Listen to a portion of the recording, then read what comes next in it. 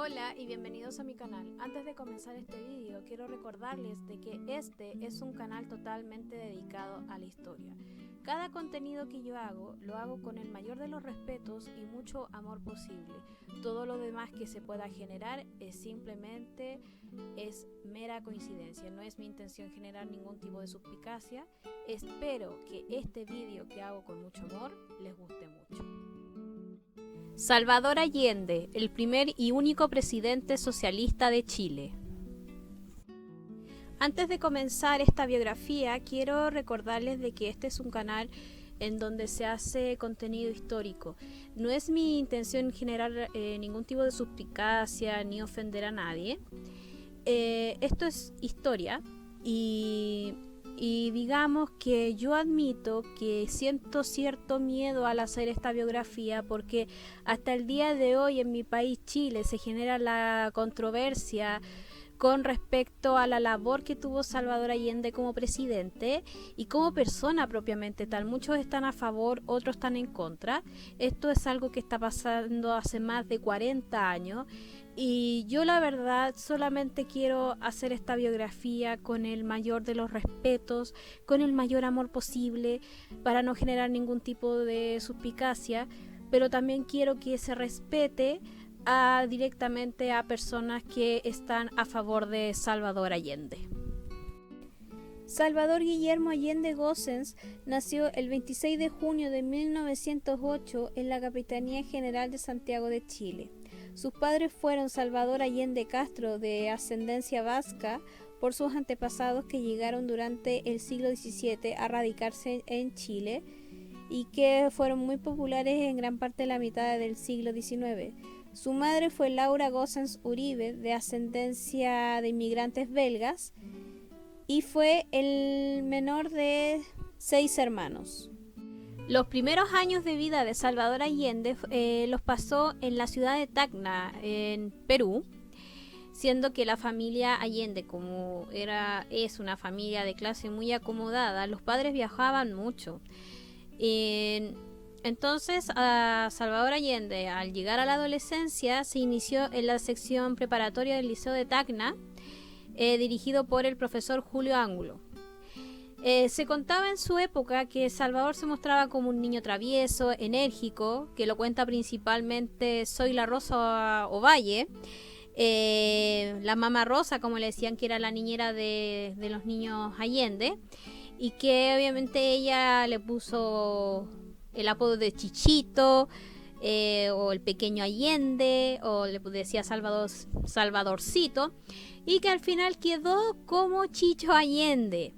Tras 8 años en Tacna, la familia se trasladó por un pequeño periodo a la ciudad de Iquique y ahí posteriormente estudió en el Liceo de Hombres. Y en 1918 brevemente estudió en el Instituto Nacional José Miguel Carrera durante su corta estadía en Santiago. Salvador Allende finaliza sus estudios secundarios en 1924 y decide hacer el servicio militar, que realizó por un año en el regimiento de Lanceros de Tacna. En 1926 ingresó a la Universidad de Chile a estudiar medicina. Pese a que tenía dudas entre seguir esta carrera o derecho, vivió con su tía paterna Anita para después llevar una vida de precariedad. Siguió siendo el Pige, un apodo que se le dio. Obtuvo el promedio general al finalizar sus estudios con una nota 5 y su tesis para optar al título de médico de 1933 fue Higiene Mental y Delincuencia. En 1940, Salvador Allende empieza su carrera política y el primer mandato que tuvo fue como ministro de Salubridad. En esa época contrajo matrimonio con Hortensia Bussi Soto, conocida popularmente como La Tencha, a quien había conocido en Santiago la noche del 24 de enero de 1939, cuando ocurrió el terremoto de Chillán, y con quien ya vivía. Junto a ella tuvo 3 hijas, que son Carmen Paz, Beatriz e Isabel Allende, que la conocemos actualmente como escritora, También tuvo 6 nietos, que uno de sus nietos, que fue la menor Beatriz Allende, nació en Cuba. Entonces, Salvador Allende tuvo, como vuelvo a reiterar, con Hortensia tuvo 3 hijas y 6 nietos. Disculpando lo antes dicho de que en 1940 había recién iniciado su carrera política, su carrera política fue oficialmente iniciada a partir de 1929, que se había iniciado en la política al Grupo Avance, y llegó a ser el vicepresidente de la FECH en 1930. Su forma de pensar tenía mucha oposición a ciertas posturas de grupo durante el tiempo que estuvo la dictadura de Carlos Ibáñez del Campo, y de la cual fue expulsado. De eso fue hasta estuvo detenido, y cuando le notificaron de que su padre estaba agonizando a causa de la diabetes, le permitieron estar con él oficialmente. Posteriormente a eso, Salvador siguió con su tesis de higiene mental y de delincuencia en su carrera de medicina, y pasó de hospital hasta convertirse en ayudante de anatomía patológica en el Hospital Carlos Van Buren. En 1933 es oficialmente cuando Salvador Allende ingresa al Partido Socialista de Chile, avanzando la sede de Valparaíso, metiéndose en este partido durante toda su vida. 2 años después de ingresar al Partido Socialista, se uniría a la masonería, director de la Asociación Médica de esta ciudad y miembro del Directorio Nacional. En 1935 se convirtió en el editor del Boletín Médico de Chile y organizador de la revista de medicina social de ese puerto de Valparaíso. Salvador Allende se comprometió fuertemente con el proyecto del Frente Popular, al que los socialistas se integraron tras un Congreso General realizado en 1936, y pronto se convirtió en el presidente de esta organización en Valparaíso. Dentro del Partido Socialista fue jefe núcleo de 1933, secretario nacional en 1934 y secretario del Comité Regional de Valparaíso de 1937 a 1939. El Partido Socialista lo proclamó candidato a diputado por la sexta agrupación departamental de Quillota y Valparaíso en las elecciones de 1937, resultando elegido junto a otros 2 socialistas. Incluso su vida parlamentaria, con la petición al presidente de la Cámara de los 17 diputados socialistas, prometerían y no jurarían lo que fue aceptado, y participó principalmente en la realización de diferentes proyectos de leyes relativas a problemas sociales. Durante la campaña del presidente Pedro Aguirre Cerda, Allende dirigió la campaña en Valparaíso, dejando su escaño para unirse al gobierno de Aguirre Cerda como ministro de Salubridad desde agosto de 1939. En este mismo año publicó La realidad médico-social chilena, obra sobre la salud pública con énfasis principalmente en la medicina social, en la que señalaba claramente que el principal condicionante en el nivel de la salud de una población en un nivel socioeconómico, al año siguiente, bueno, como volvía a reiterar, contrajo su matrimonio con su esposa. Allende tuvo muchos logros durante su tiempo de ministro. Según su informe al Congreso de 1940, se cuentan la producción y distribución de medicamentos contra enfermedades venéreas, reducción de las muertes por tifus, presunto de 2 millones de pesos para centros de higiene pública, expansión del servicio dental en las escuelas y entregas de alimentos para los estudiantes. Unos meses después de que el Partido Socialista dejara el Frente Popular, Allende asumió el cargo de vicepresidente de la Caja de Seguro Obrero Obligatorio. Disculpen por mis gestos, pero de repente me llego a enredar como trabalengua esto y es un poco complicado. Voy a proseguir. En 1943, Salvador Allende se convirtió en el secretario general del Partido Socialista, cargo que ocupó hasta junio de 1944. En lo que se puede connotar acá, Salvador Allende tuvo una carrera política bastante extensa y al año siguiente de 1944, en 1945, fue elegido senador por Valdivia, Yanquihue, Chiloé, Aysén y Magallanes, y en 1953, fue por Tarapacá y Antofagasta. Sus enemigos dentro del Partido Socialista intentaron alejarlo de la vida política, por lo cual en las elecciones de 1961 lo enviaron a la subprovincia de Aconcagua y Valparaíso, donde era difícil que ganara por votos de la izquierda, lo que controlaba Jaime Barros, comunista y médico de los pobres, que en total cuenta Salvador Allende perdió estas elecciones y fue sobrepasado por su compañero, y se le dio los suficientes votos para que ambos salieran electos. Lo mandaron después a los comicios de 1969 a otro matadero electoral por Chiloé, Aysén y Magallanes, donde nadie le atribuyó ninguna oportunidad, pero resultó fácilmente elegido. El símbolo nacional del socialismo moderado, llegando a ejercer desde 1966 como presidente del Senado, de una forma tan ecuánime que cuando lo abandonó le rindió homenaje el diario El Mercurio, de tendencia conservadora. Su primera postulación presidencial a Chile fue en 1952, consiguiendo un escruto del 5.44% de los votos, de lo que se le debió parte a la inscripción de una selección de socialismo que apoyó a Carlos Ibáñez y a la proscripción del comunismo. El 6 de agosto de 1952 protagonizó un duelo de honor registrado en la historia de este país. Como desafiante fue el senador Raúl Rettig, quien impugnó los derechos de doctor de Allende en el Senado. El duelo fue a pistola, aunque ambos erraron sus disparos, aunque dispararon, según lo que cuenta la historia, a matar, y posteriormente volvieron a ser muy buenos amigos. En 1958 se presentó nuevamente como candidato de la Alianza Socialista Comunista, en el cual, consiguiendo 28,91% de los votos, que fue la derrota de Allende, por la participación del candidato populista Antonio Zamorano, quien le habría quitado votos de los sectores populares.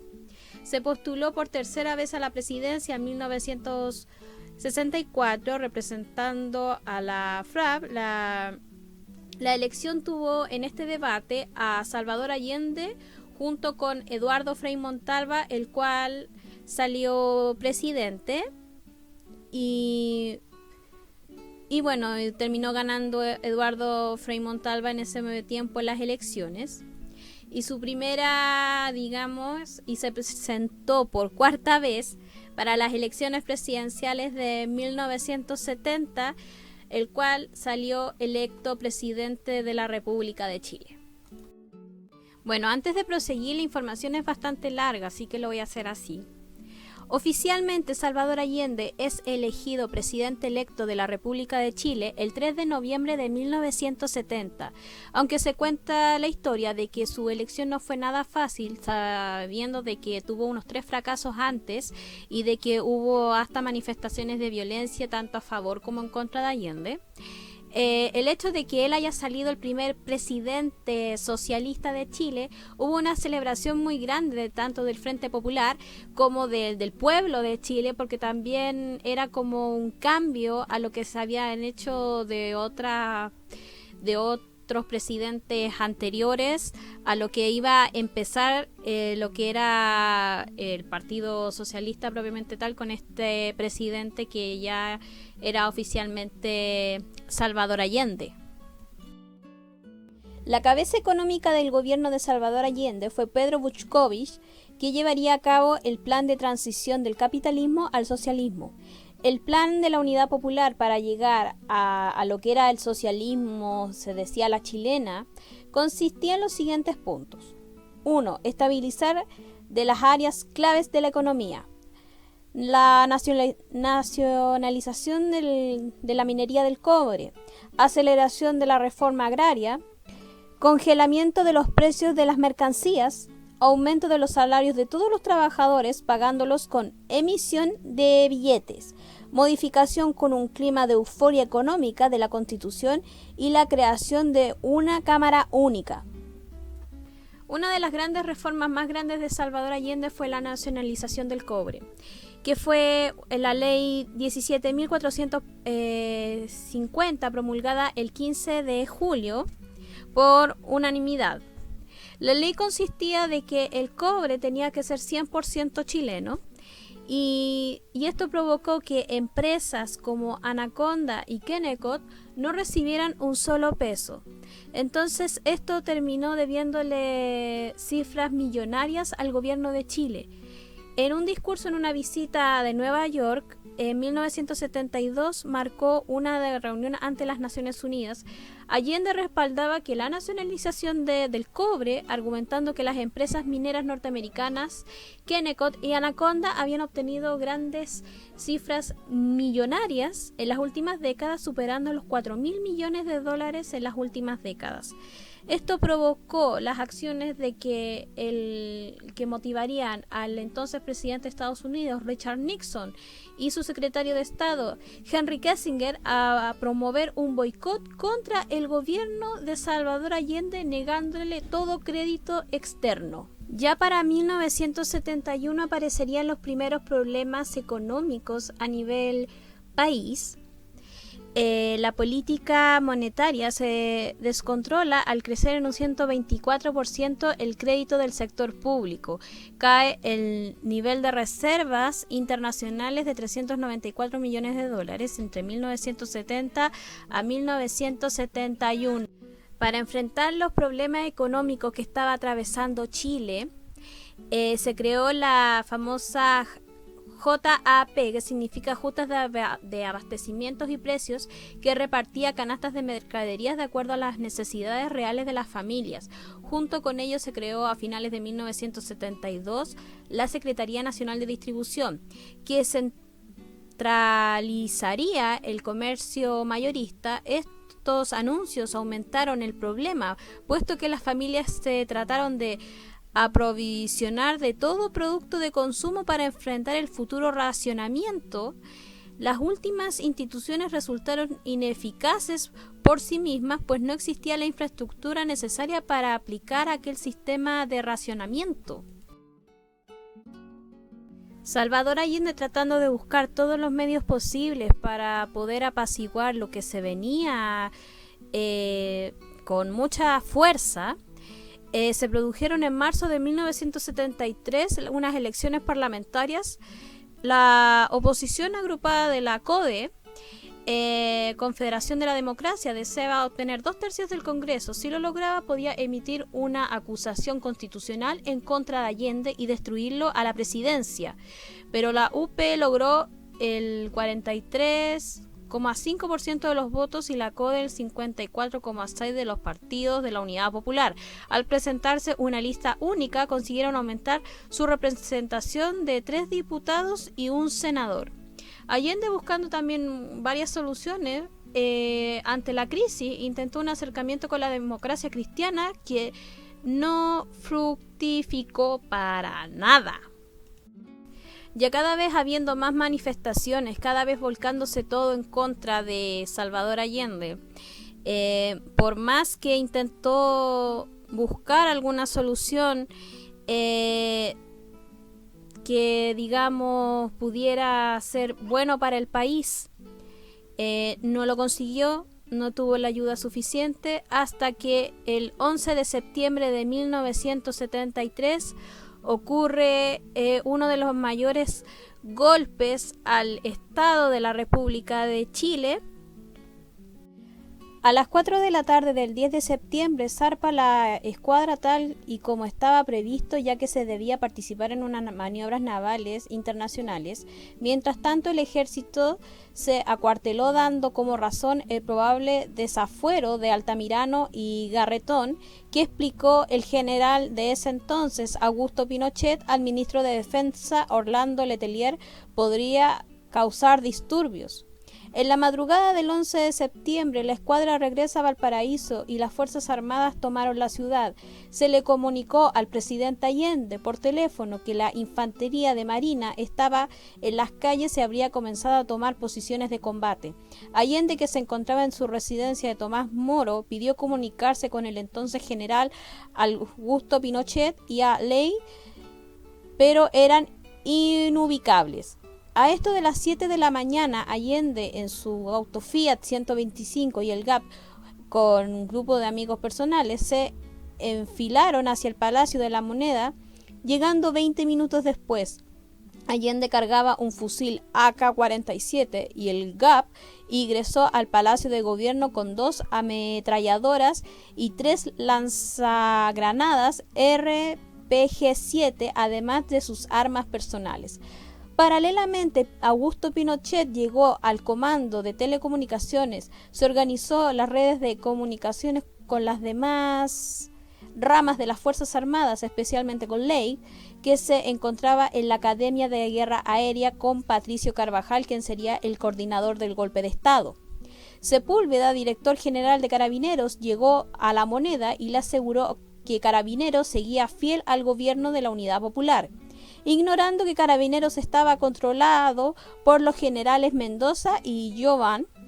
La cadena democrática formada por las radios Minería y Agricultura emitió la primera proclama militar. Allende debía hacer entrega inmediata de su cargo a la Junta de Gobierno como presidente de Chile, integrada por los jefes supremos de las Fuerzas Armadas, Augusto Pinochet, Ley, Merino y Mendoza, los dos últimos recién autonombrados como jefes supremos de las ramas armadas y carabineros respectivamente.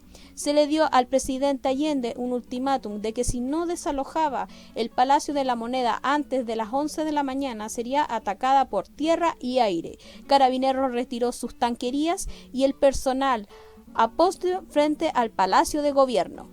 Los militares contraatacaron con La Moneda y propusieron sacar del país al presidente, pero Salvador Allende rechaza la oferta. Augusto Pinochet contacta con Carvajal, quien le indica la negativa del presidente a rendirse. A las 9:55, los tanques del general Javier Palacios ingresaron en el perímetro de La Moneda. Francotiradores apostando a los edificios aledaños los trataron de repeler, produciéndose un tiroteo. A las 10:15, a través de la radio Magallanes, la única favorable al gobierno que aún no era silenciada, Allende emitió su último mensaje a la nación. A las 10:30 de la mañana, los tanques abrieron fuego contra La Moneda, le siguieron los tanques y las tanquetas, y la infantería. Luego fuego que fue respondido por los miembros del GAP y los francotiradores apostados en los edificios aledaños. Carvajal se comunicó nuevamente con Augusto Pinochet informándole de la intención de parlamentar. Pinochet exigió una rendición incondicional. A las 11:52 de la mañana, los cazabombarderos Howard Hunter intentaron un ataque a La Moneda disparando en 4 oportunidades sus cohetes sobre la Casa de Gobierno, provocando un daño devastador. Otros 2 aviones bombardearon la residencia presidencial de Tomás Moro, a la sazón defendida por los miembros del GAP que no alcanzaron a llegar con Allende. El ataque al Palacio de Gobierno prosiguió con el uso de gases lacrimógenos, pero al ver que La Moneda todavía se negaba a rendirse, a las 14:20 de la tarde, el general Palacios decidió tomarla y enviar a un grupo de soldados a derribar la puerta del palacio. Salvador Allende decidió rendirse y deponer las armas. Entonces, según el testimonio de uno de sus médicos, Patricio Huijón, que regresó para llevarse su mascarilla antigás, con el fusil AK-47 de culata plegable, Salvador Allende se suicidó disparándose en la barbilla, explotando la bóveda craneana y muriendo instantáneamente. Palacios entró en el Salón Independencia y se encontró con Allende y el médico Guijón. Reconoció al presidente por su macizo reloj Jaeger Coulter, disculpando que me cueste nombrarlo, llamó al oficial de radio y entregó su escueto uniforme. Misión cumplida, como se decía. Misión cumplida, moneda tomada, presidente muerto. En la tarde se confirmó a la Junta de Gobierno la excepción de unas escaramuzas en sitios aislados de Santiago. La Junta dominaba todo el país. La Unidad Popular y su presidente habían muerto, iniciándose los crudos 17 años del gobierno de la dictadura militar. Los restos de Salvador Allende fueron enterrados en el cementerio Santa Inés de Villa del Mar sin una placa que lo identificara. En una discreta ceremonia a la que solo pudo asistir su esposa, Hortensia Bussi, Laura Allende y dos de sus sobrinos del presidente, Patricio y Jaime Grout, además del comandante de la FACH, Roberto Sánchez.